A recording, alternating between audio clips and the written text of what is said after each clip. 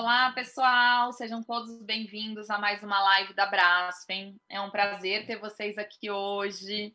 A gente vai discutir, eu acho que um assunto super interessante, que talvez na nossa parte aí de médico, nutricionista, seja um assunto que a gente precisa saber muito. E aí, por isso que a gente chamou uma pessoa perfeita para a gente discutir essa parte relacionada ao cuidado de enfermagem no tratamento da cicatrização, da lesão por pressão.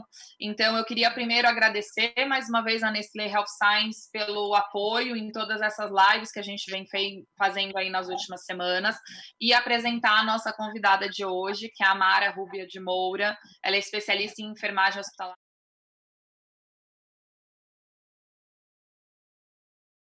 pela Sobenf, professora da pós-graduação da Santa Casa de BH e da PUC de Minas, superintendente dos serviços hospitalares da Santa Casa de BH e presidente da comissão interna ao enfrentamento do coronavírus do hospital. Muito obrigada, Mara, pela sua presença. É um prazer ter você aqui hoje. Prazer é todo meu, doutora Melina. Eu sou fã sua de carteirinha, né? Muitas aulas assistidas aí com você. Fico muito orgulhosa de estar aqui. Gostaria de agradecer à Braskem pela oportunidade de a gente dividir um pouco do nosso conhecimento, do nosso trabalho, tanto que a gente luta pelos pacientes no dia a dia. Não foi citado aí, mas um orgulho muito grande que eu tenho é de ser titulada pela ABENT também como terapia intensiva. Então, junto com a AMIB, né? Então, acaba que nesse momento de pandemia a gente mistura muito, né? Tanto a questão da nutrição, quanto a terapia intensiva, as lesões, e essa campanha maravilhosa que a Braskem lançou agora, que foi muito legal e está sendo muito produtiva aí no aprendizado das pessoas. Perfeito. Antes da gente começar com as perguntas, eu queria dar só alguns recados. Como todo mundo que já vem acompanhando as lives já sabe, a live vai ficar gravada na plataforma do Bom, que é a plataforma de streaming da Braskem, onde a gente tem todas as lives e várias aulas, muitas aulas lá sobre os diversos conteúdos. A live não tem certificado, então não adianta entrar amanhã no site procurando certificado, que só os webinars a gente faz certificado. E aí agora a gente vai poder começar. Então a gente vai falar um pouquinho sobre a prevenção e o tratamento da lesão por pressão nesses tempos atuais de pandemia do coronavírus. A gente sabe que se a gente for olhar as taxas normais de lesão por pressão, a gente tem que 26% dos pacientes críticos têm lesão por pressão, 45% dos idosos hospitalizados, 32% dos idosos. Então, são números altos, né? A gente tem uma porcentagem importante dos pacientes com lesão por pressão. Claro que o que a gente tem visto agora, fazendo um paralelo com a pandemia, é que esses números tendem a ser ainda mais altos, né? Porque esses pacientes, muitas vezes, na UTI, eles ficam curarizados, ficam muito sedados, e isso acaba favorecendo ainda mais o surgimento de lesão por pressão. Quais são esses fatores de risco para lesão por pressão e quais são as principais regiões que aparecem as lesões por pressão? Tá bom. Então, para a gente pensar em fator de risco, eu gostaria só da gente relembrar da pele, né? A pele é o nosso maior órgão, é um órgão super importante, e quando a gente fala da viabilidade dessa pele, a gente lembra da circulação na pele, né? Então, a pele, para ela ser nutrida e ser oxigenada, eu brinco muito que a pele não tem nariz, então, que a gente precisa de circulação sanguínea para ela respirar, né? Para o oxigênio chegar até ela. Então, a gente tem que primeiro lembrar dessa sistemática, dessa fisiopatologia da pele, da necessidade da circulação sanguínea.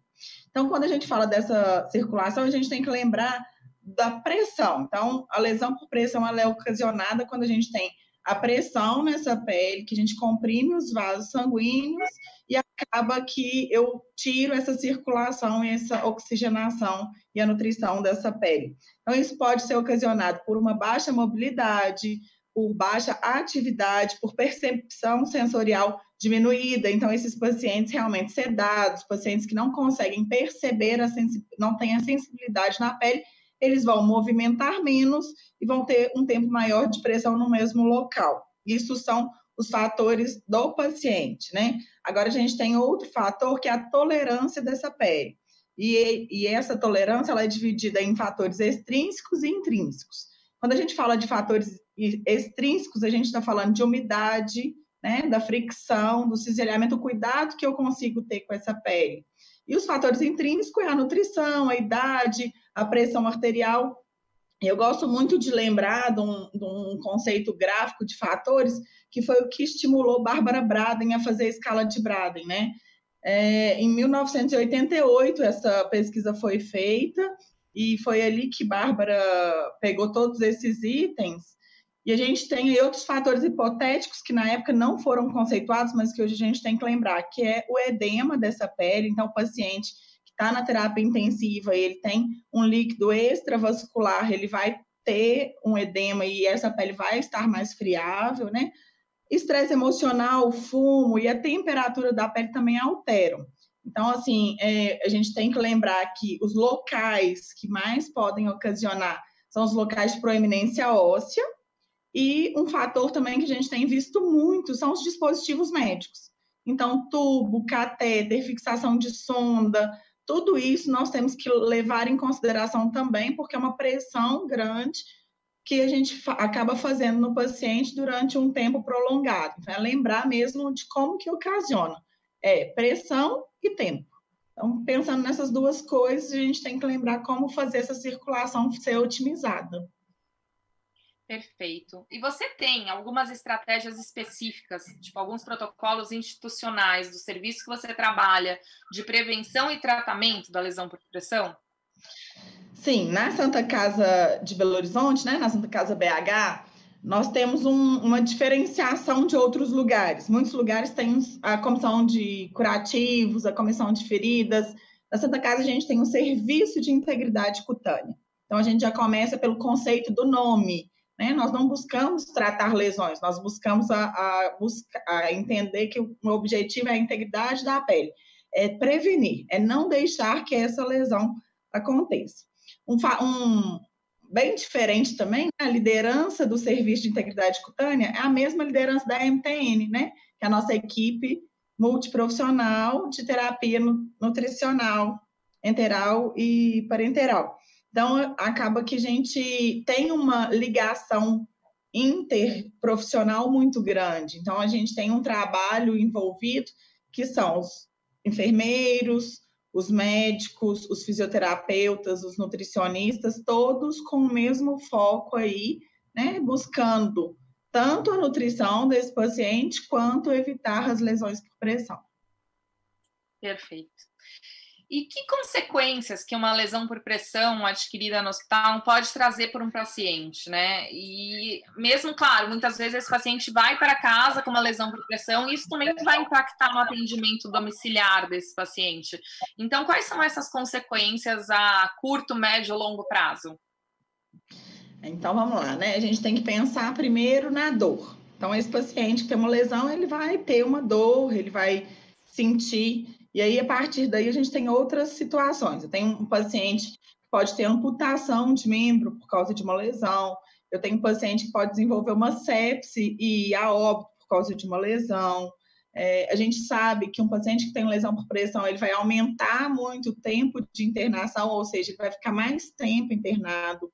O custo desse paciente, ele eleva muito quando a gente tem essas lesões. E o sofrimento em casa. O cuidado, né? A gente acaba entendendo que, por exemplo, uma lesão, ela pode ter um odor, então esse paciente ele pode se isolar socialmente, ele pode não querer mais sentar com a sua família na mesa para almoçar, para tomar um café da manhã. Isso tudo interfere na vida do dia a dia desses pacientes, na sua vaidade, na sua estética. Então, eu costumo falar que a pele é uma essência, assim, além de proteger, de ter vários fatores aí que ela tem de função, mas ela acaba sendo também o que a gente mostra para as pessoas. Então, uma lesão acaba também mexendo com o nosso emocional, com vários fatores aí que podem piorar a vida desse paciente. Eu dei uma adiantada nessa pergunta na primeira, mas assim, o que a gente sabe é que a gente está vivendo uma época que todo mundo quer saber de Covid. E a gente sabe que os pacientes Covid, eles ficam um tempo prolongado na UTI, né? Muito tempo sedados, em ventilação mecânica, às vezes curarizados. Eles são pacientes de maior risco para desenvolver lesão por pressão? Então, doutora Melina, essa é uma pergunta, né, que eu fico até assim de responder, porque você entende muito disso, né? Como intensivista, você sabe que a COVID-19 ela vai causar uma síndrome do desconforto respiratório desse paciente, né? E aí, nas síndromes do desconforto respiratório, a gente acaba tendo algumas indicações para melhorar essa relação de oferta de oxigênio e consumo desse oxigênio. Então, a gente chama da relação de PaO2 barra FiO2, né? E esse paciente é muito comum que ele tenha essa relação alterada. Então, a partir daí, a gente já tem uma indicação que esse paciente vai, por exemplo, para a prona, né? E aí a gente tem vários fatores que vão interferir isso.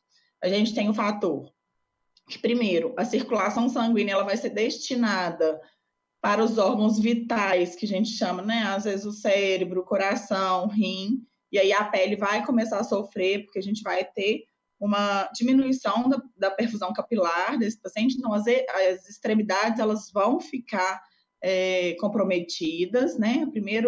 A primeira situação é essa. A segunda situação é a troca gasosa totalmente comprometida, então a quantidade de oxigênio ofertada no pouco sangue que vai correr para a pele vai ser muito reduzido, e a gente tem a mobilidade desse paciente totalmente prejudicada.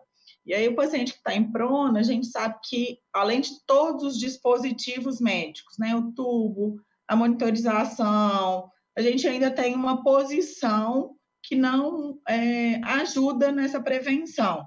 Esse paciente que vai à prona, gente, quem não sabe, é colocar o paciente de bruço, né? E ele vai estar com um tubo, com uma sonda. A gente sabe que a gente, num primeiro momento, vai reduzir a dieta desse paciente. Então, pelo menos, quando a gente vai fazer a movimentação de prona, a gente desliga a dieta 1 hora antes. A gente, num primeiro momento, deixa uma dieta numa quantidade uma quantidade menor, né?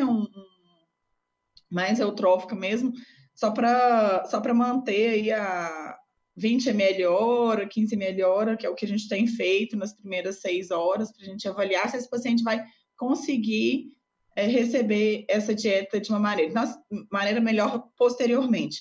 Mas então a gente percebe que a gente tem uma redução da oxigenação desse paciente, uma redução da perfusão, uma redução da dieta, e ele está extremamente grave, não pode ficar movimentando muito. Então a gente deve fazer as movimentações indicadas, que é fazer a movimentação da face de 2 em 2 horas, a movimentação dos braços nadador, a gente alterar que esses braços a gente possa fazer essa alteração de 2 em 2 horas, e os curativos mesmo profiláticos, são os pensos de espuma que a gente tem aí, os coxins também, na região da bacia, até para melhorar. Hoje eu acho que não é indicado mais, né?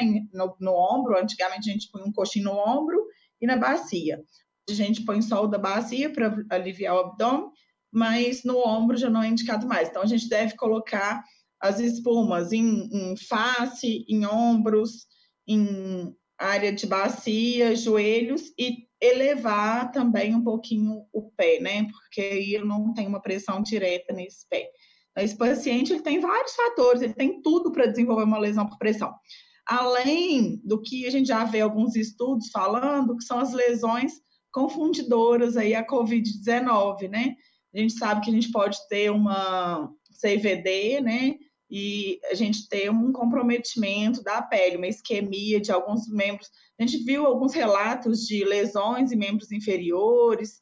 Tem um atlas com 350 e poucas lesões registradas nos pacientes da COVID. Então, a gente ainda não sabe se isso está totalmente relacionado, mas a gente sabe que a incidência do paciente que tem COVID, que está no CTI, é muito maior do que os outros pacientes. Perfeito. A Camila aqui está falando uma coisa que é verdade, né? Além de tudo isso que você falou, os pacientes com Covid, muitos deles são obesos, porque a gente sabe hoje que a obesidade é um fator de risco importante para a Covid-19. E às vezes são obesos graves, que essa mudança de decúbito, essa mobilização fica muito mais difícil também, né? Nós tivemos um paciente que foi para a prona de 150 quilos. Então, a gente sabe que essa mudança, né, essa mudança desse decúbito, ela é super importante. A gente precisa de pelo menos 5 profissionais para fazer ela com muita segurança, né? A gente não pode perder esse tubo, o acesso central, a monitorização, ela tem que ser feita de uma maneira que a gente não deixa o paciente em cima dos dispositivos, então os eletrodos, eles não devem ficar no tórax, na parte da frente, então a gente tem que pôr os eletrodos na parte de trás do tórax. Lembrar de monitorizar o paciente, né? Porque se ele tiver em prona, ele pode acabar tendo uma parada cardíaca e a gente sabe que esse atendimento ele é muito mais complexo nessa posição do que na posição supina. Perfeito. Isso vocês fizeram algum protocolo diferente de cuidado, tanto de tratamento quanto de prevenção, para o paciente COVID, dos protocolos que vocês já tinham anteriormente para outros pacientes com risco de lesão por pressão, ou não? Vocês estão seguindo exatamente o mesmo protocolo?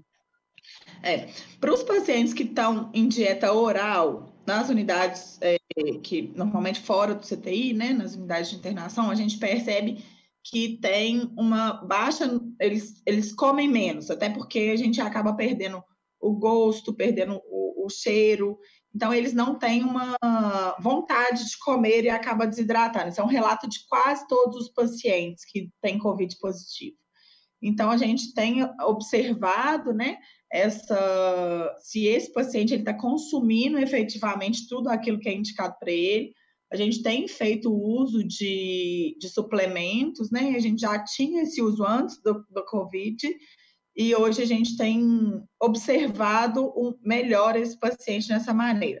Para os pacientes em CTI, além da dieta, né, que a gente tenta ao máximo suprir aquele valor calórico proteico prescrito versus o infundido, a gente tem trabalhado com os curativos mesmo de prevenção. E a gente tem que lembrar também, nesse tempo de Covid, do nosso funcionário, do nosso colaborador, que uma das preocupações é o desenvolvimento de lesão por pressão pelo uso de EPI, né?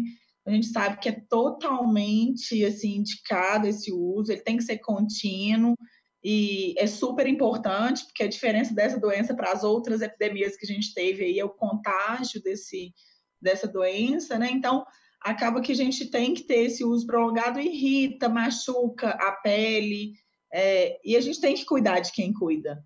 Então, a gente tem usado alguns curativos também, apesar de que a gente tem que tomar muito cuidado com isso, porque não pode ser qualquer curativo embaixo do EPI, porque se a máscara, por exemplo, N95, ela tem escape, você não está com a proteção ideal. Então, a gente tem usado películas selantes, que não ocasionam essa diferença na pele, alguns hidrocoloides mais finos, espumas finas, silicone, e indicado também para esse profissional se hidratar bem, né? A gente sabe que a hidratação da pele ela é de dentro para fora. A gente até passa, às vezes, algum creme para evitar descamação, para melhorar essa questão da fricção. Mas a hidratação ela tem que ser de dentro para fora. Então, a gente indica que esses profissionais eles consumam água mesmo para ficar bem hidratados. Perfeito. Alguém perguntou aqui, qual a melhor escala? Rubin, Jackson ou Braden? Olha, eu vou ser sincera que essas escalas no dia a dia a gente não tem trabalhado. A escala que a gente trabalha é Braden. Tem duas situações que a gente fica pensando assim, não adianta eu inventar um monte de escala, todo mundo fazer um monte de avaliação de risco, se a gente não consegue olhar o paciente clinicamente. Então, a gente tem que ter um olhar clínico para o paciente. Qualquer escala, ela vai faltar uma coisa ou outra, ou se ela for tão completa, você não vai conseguir fazer, né? E a gente sabe que a escala é um retrato do momento. Então, assim, os indicadores são muito importantes, a gente deve, sim, fazer as escalas e avaliar toda a prevenção mediante ao risco daquele paciente, né? A escala de Braden é uma escala que foi validada aqui no Brasil, foi a primeira escala validada. Existem outras escalas em processo de validação. A gente sabe que, por exemplo, para o bloco cirúrgico, a escala de ELPO é uma escala super importante. A escala de Braden, ela acaba tendo um fator que, para a terapia intensiva, ela deixa aquém, que é a questão da oxigenação e da circulação, da perfusão tecidual aí. Então, eu indicaria, eu gosto muito da escala de Braden, até porque tem um fator nutrição, apesar do fator nutrição dela ser talvez o mais frágil, porque ele avalia se o paciente está alimentando naquele momento, ele não avalia se o paciente já está desnutrido, né?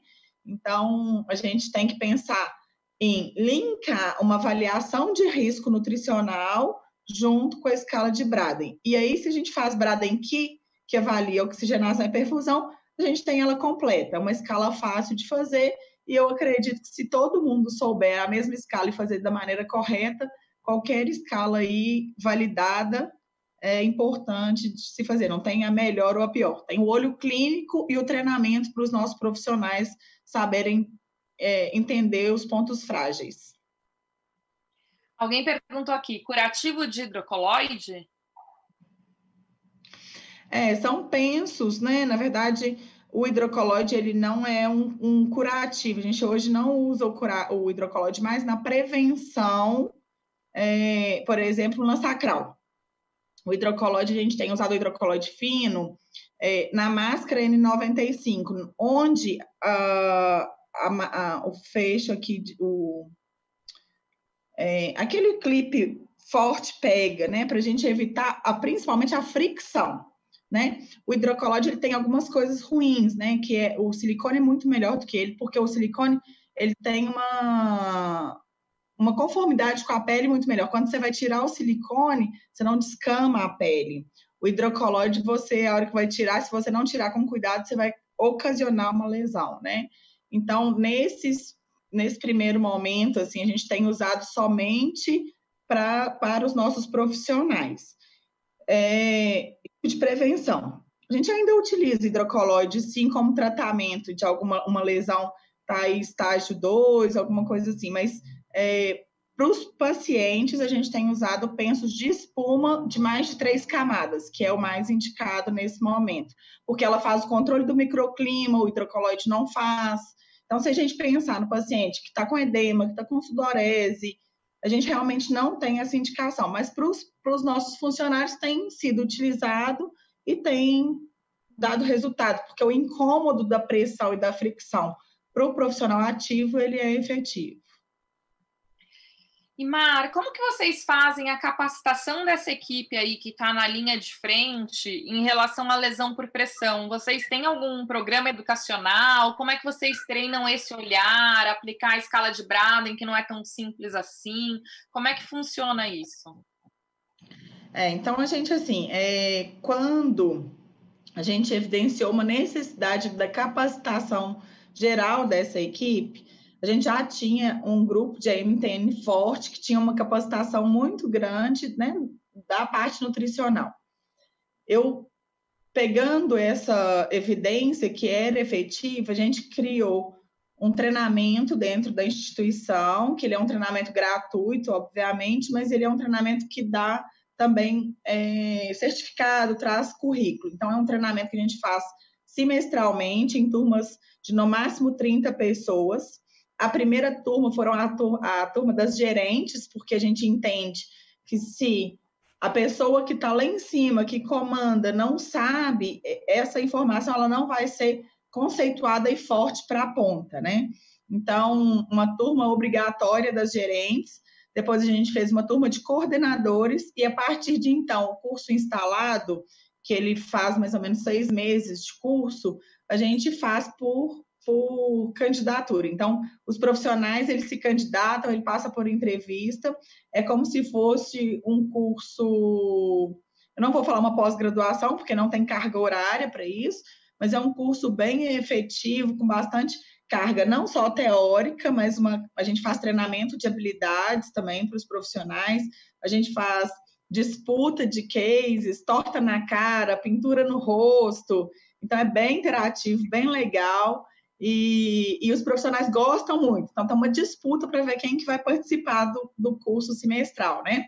A Santa Casa também a gente tem o ensino e pesquisa, e a gente tem a pós-graduação aí nas feridas complexas. Tá. E eu acho que outra ação que às vezes é importante, né, não só o treinamento da equipe que assiste esse paciente, como a orientação e a conscientização do paciente, quando ele tem nível de consciência para isso, e da família. Vocês fazem alguma coisa também nesse sentido? Isso é um desafio muito grande, doutora Melina, porque a gente sabe que o ideal é que essa família e que esse paciente ele sirva de última barreira, né? E aí, nesse sentido, a gente trabalha com a equipe de segurança do paciente. Então, a cada 6 meses ou a cada 3 meses, nos lugares que a gente observa, por exemplo, uma incidência mais alta, a gente faz uma auditoria.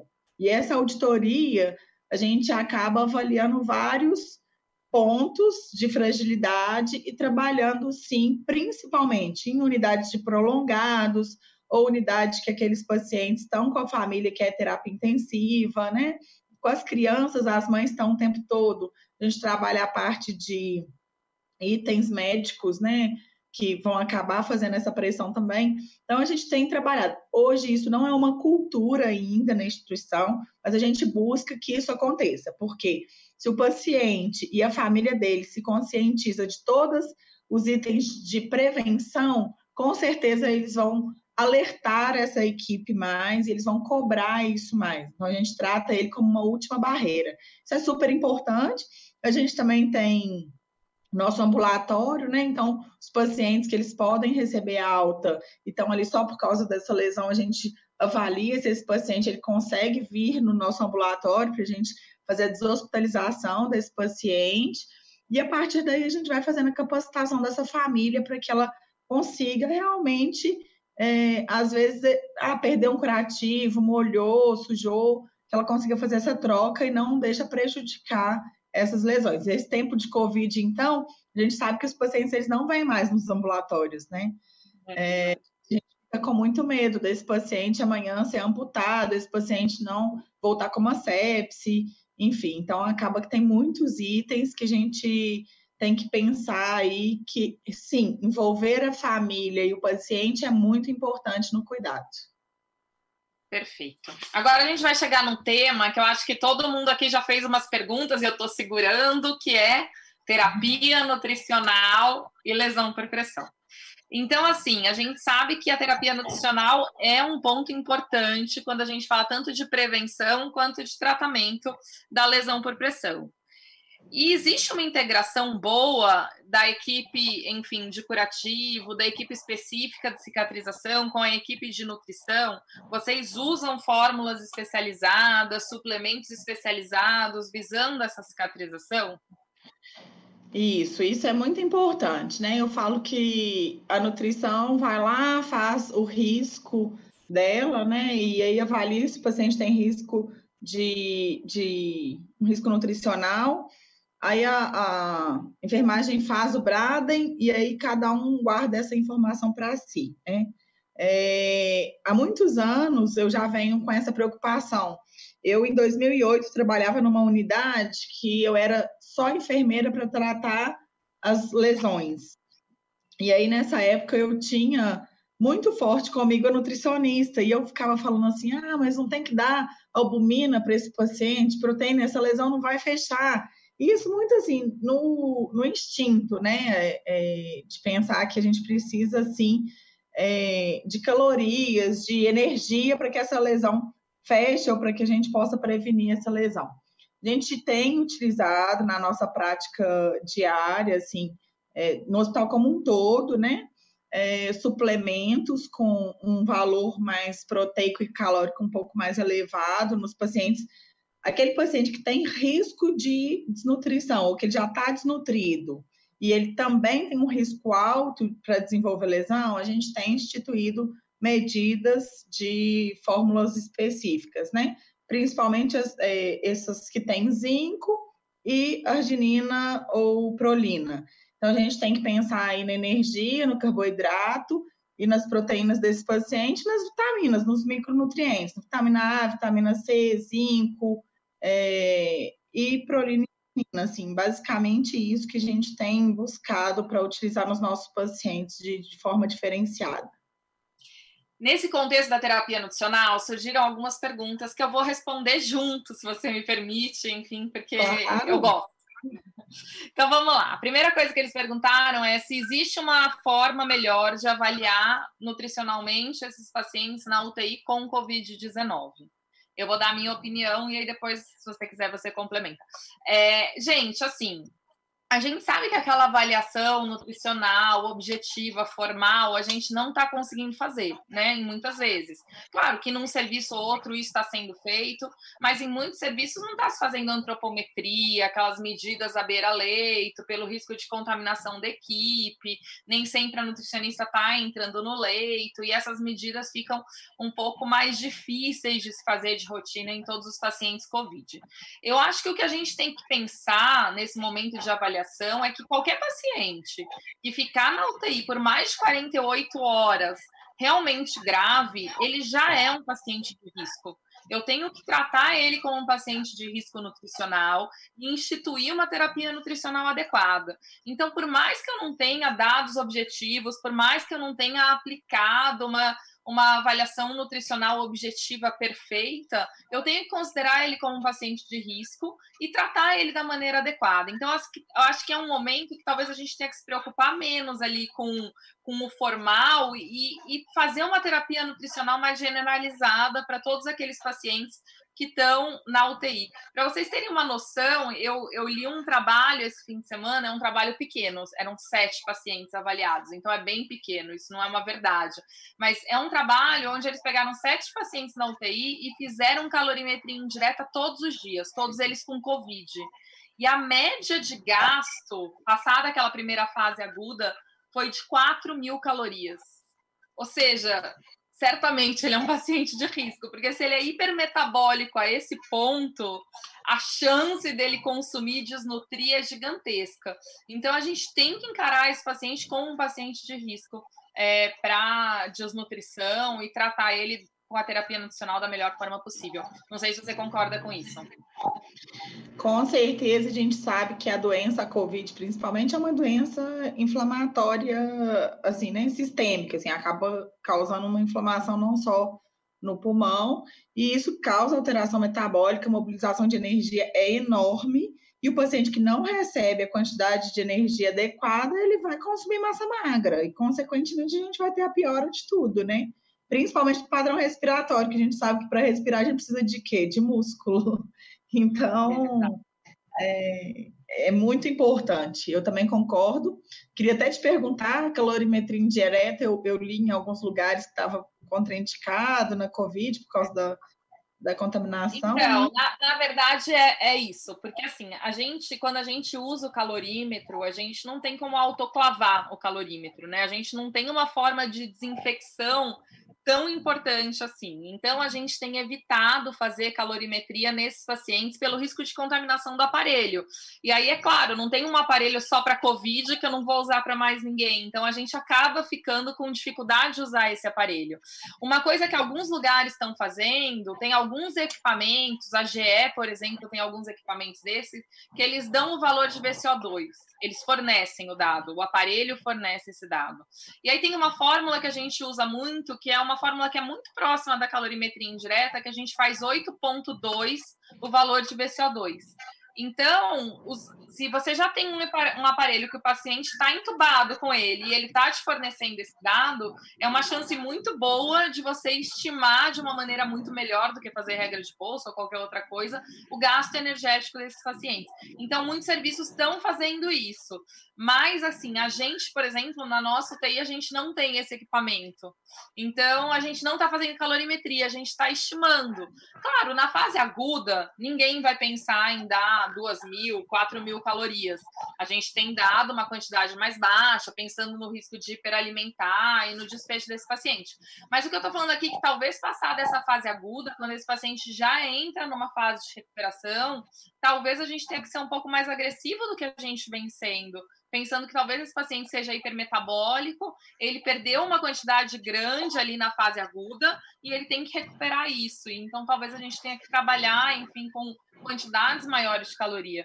E uma vez ele já tendo negativado a PCR, talvez seja o momento de você fazer uma calorimetria, porque agora ele não está mais transmitindo, e ter certeza de quanto que está o gasto desse paciente. Mas não é uma coisa que a gente tem feito de rotina, não. Muito legal, doutora, muito bom. Outra coisa que perguntaram, você já tinha falado um pouquinho, sobre suplementos específicos e dietas específicas. O que algumas pessoas perguntaram é que, sabendo que esse paciente é um paciente de alto risco para uma lesão por pressão, por toda a problemática que você falou antes, teria indicação de você já usar uma dieta imunomoduladora, contendo arginina de uma forma precoce para evitar isso, ou não? Então, assim, a gente não faz essa indicação se esse paciente não tiver perda de peso, se ele não tiver nenhuma indicação de risco de nutrição. Eu sei que a gente tem que olhar de forma diferenciada. Vamos supor, um paciente jovem, com peso ideal, com musculatura ideal, ele entrou. A gente tem que olhar para ele, se ele está lá entubado, né, com uma síndrome do desconforto respiratório agudo, com certeza ele vai ter um gasto energético maior, ele está mobilizado, ele está sedado, ele tem risco também de lesão. Mas é um paciente que a gente não entraria de forma precoce, assim, com produtos especializados, né? Não é contraindicado, mas também não existe evidência que isso vai fazer diferença. Mas para o paciente que já tem uma lesão, para o paciente que já tem algum risco nutricional, que é a maioria dos pacientes que a gente vê que tem desenvolvido a lesão, tem desenvolvido a COVID, ok. E, assim, outras doenças do CTI também, né? São os pacientes que estão mais idosos, os pacientes que têm alguma outra doença de base, os diabéticos, enfim. Então, a gente tem que pensar, sim, em todo o quadro clínico, por isso que eu falei aquela hora, né? Não adianta a gente colocar uma escala enorme, uma escala ideal, se a gente não tiver um olhar diferenciado para cada paciente. Então, eu indicaria para qualquer paciente que já tem risco de nutricional ou está desnutrido, ou para aquele paciente que já tem alguma lesão ou tem um alto risco de desenvolver lesão. A gente tem que sempre cruzar os dados. Eu vou só complementar o que a gente faz no serviço que eu trabalho. Então, assim, no protocolo de prevenção, a gente só trabalha com carga proteica. Então, é um paciente que eu vou ofertar uma quantidade de proteína alta, mas eu não vou ofertar nenhum nutriente específico. Eu vou mirar e focar na quantidade de proteína que eu vou dar para ele. Uma vez instalada a lesão por pressão, se ela for grau 2 ou mais, aí sim a gente vai usar ou uma fórmula interal específica ou um suplemento específico para o tratamento dessa lesão por pressão. A única coisa que a gente tem que ter um cuidado quando a gente fala disso dentro da unidade de terapia intensiva é aquele paciente séptico com droga vasoativa, porque se a gente for lembrar, a arginina causa vasodilatação. Então, se ele está num choque séptico, dependendo de NOR em grande quantidade, nesse momento é contraindicado a gente usar arginina. A gente vai ter que esperar ele melhorar clinicamente, desmamar da droga, para aí, assim, pensar em utilizar uma dieta que contém arginina na composição. E aí, a partir daí, ela está mais do que indicada. Então, acho que a única contraindicação é no choque séptico, que a gente tem esse cuidado de pensar que se eu estou dando noradrenalina numa dose alta para fazer vasoconstrição, não faz sentido eu dar uma substância que vai fazer uma vasodilatação e vai, enfim, fazer um efeito contrário à terapia que eu estou propondo para esse paciente nesse momento. E no nosso serviço, a gente observa muito mais o nosso uso para os pacientes que têm dieta via oral do que realmente o paciente com interal, né? O paciente com interal, normalmente, é esse paciente que está numa fase mais crítica mesmo, que a gente tem que tomar todos esses cuidados. Perfeito. Perguntaram se existe alguma escala para medir tempo de cicatrização.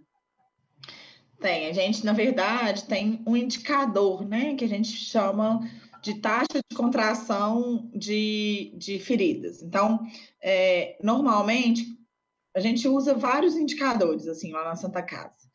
E a gente toma muito cuidado para a gente entender se essa lesão... A gente tem que lembrar o que é a cicatrização. A cicatrização ela é inata do ser humano, né? Eu falo muito isso. Se eu cair, ralar o joelho, eu vou lá, chegar na minha casa, lavar e não vou fazer nada, porque meu corpo está em perfeita construção, meu organismo está funcionando bem. Então, se o nosso organismo funciona bem, a gente nem tem que se preocupar com curativos, né? Os curativos, eles vêm para auxiliar o meio ali da ferida, mas o ideal é que a gente pense no nosso organismo, se ele está em bom funcionamento. Quando a gente fala de taxa de cicatrização, a gente tem uma expectativa do paciente que às vezes já tem alguma outra comorbidade, que essa ferida ela reduza 40% em 4 semanas. Se eu reduzir menos que 40% em 4 semanas, eu acabo tendo que instituir ou fazer algo a mais para essa ferida. Então, a gente tem uma indicação de acompanhar a taxa de contração. O que é a taxa de contração? Eu vou medir no primeiro dia a altura versus a horizontal, e aí vai dar centímetros quadrados. Eu tenho 100 centímetros quadrados. Na próxima semana eu vou medir de novo, na próxima de novo, e na quarta semana eu vou avaliar quantos por cento que essa ferida reduziu em tamanho. Então, essa é a taxa de contração que a gente usa. Se ela reduzir menos de 40% em 4 semanas, eu preciso repensar em todas as minhas medidas, né? Na parte de circulação, edema, retorno venoso, enfim, pressão, nutrição e todos esses itens que a gente vai trabalhando aí. Falando em medida, é importante quando a gente fala de tratamento de lesão por pressão, a gente tem indicadores que avaliem se a gente está não só prevenindo de uma maneira correta, como tratando certo essas lesões por pressão. Que ferramentas você usa? Que indicadores você usa na sua instituição para avaliar isso? A primeira coisa que eu acho que vale a pena a gente citar é que quando a gente tem uma ferramenta informativa, né, e padronizada, é muito legal, eu uso um sistema informatizado, né? E esse sistema que eu utilizo, na verdade, é o mesmo sistema que a nutricionista preenche, o enfermeiro também preenche para prescrever e para evoluir a lesão do paciente. Isso dá para a gente incidência, prevalência e melhor do que esses dois, eu acho que é a incidência por risco. Então, eu vou cruzar. O paciente que tinha baixo risco, ele evoluiu com uma lesão, alguma coisa errada eu estou fazendo, eu não estou prevenindo de maneira adequada, né? Se o paciente que tinha alto risco não desenvolveu, eu tomei todas as medidas necessárias e eu evitei essa lesão. Então, a gente sabe que 95% das lesões são evitáveis. Então, a gente precisa entender que se a gente tomar todas as medidas, todas, de maneira correta, se eu evolui com uma lesão, realmente é porque ela era inevitável. Então, assim, esse raciocínio a gente tem que fazer muito forte. Além disso, a gente tem que pensar no desfecho do cuidado desse paciente, né? Se esse paciente, se ele já tinha uma lesão, ou se ele desenvolveu uma lesão, como que eu estou entregando ele de novo para a casa dele, para a família dele, se eu conseguir fechar essa lesão. A gente deve comparar os pacientes aí com indicadores, né? Um paciente que ele recebeu essa dieta de forma adequada com um paciente que não recebeu essa dieta, né? Porcentagem dos pacientes, por exemplo, que recebem todas as medidas necessárias preventivas e tem essa taxa de contração e a velocidade de epitelização, que a gente avalia a porcentagem do tecido. Quando eu avalio uma lesão, eu tenho que ver quantos por cento eu tenho de tecido de granulação, quanto de necrose, enfim. E aí a gente vai avaliando os tecidos bons, que a gente chama de tecido viável, com os tecidos inviáveis. E a gente cruza as duas informações. Se o tecido viável aumenta, o ruim diminui. Então, a gente tem que fazer um gráfico cruzado. Mas se eu tenho um aumento do tecido necrótico, eu estou com uma velocidade de epitelização ruim. Então, a gente faz essas duas comparações. Então, são indicadores aí que a gente pode trabalhar, que a gente pode acompanhar no dia a dia, tanto para ver a instituição como um todo, quanto para ver algum setor e também para ver o paciente de forma individualizada. Agora, para acabar, me conta uma coisa. Você escreveu a nossa campanha, parte, né? Enfim, algumas partes aí da nossa campanha de lesão por pressão. Eu quero muito dar para quem está assistindo uma camiseta da campanha Diga Não à Lesão por Pressão. Então, a gente vai combinar o seguinte: você vai me falar uma letra que você escreveu, e a partir daí, a primeira pessoa que escrever o que significa essa letra ganha a camiseta. Combinado? Então vai, fala, Mara. Combinado. Então, a palavra-chave é cicatrização, né? Isso, harmônica com cicatrização. Isso. Uma das letras que eu escrevi foi a letra C cedilha, do são. C cedilha do são. A primeira pessoa que escrever aqui o que quer dizer o C cedilha da campanha ganha a camiseta. A Gabi vai ficar olhando isso para a gente continuar conversando. Então, falando dessa questão do indicador, eu acho que eu só queria pontuar uma coisa. A gente tem feito 2 indicadores que eu acho que é muito legal para essa parte relacionada à terapia nutricional.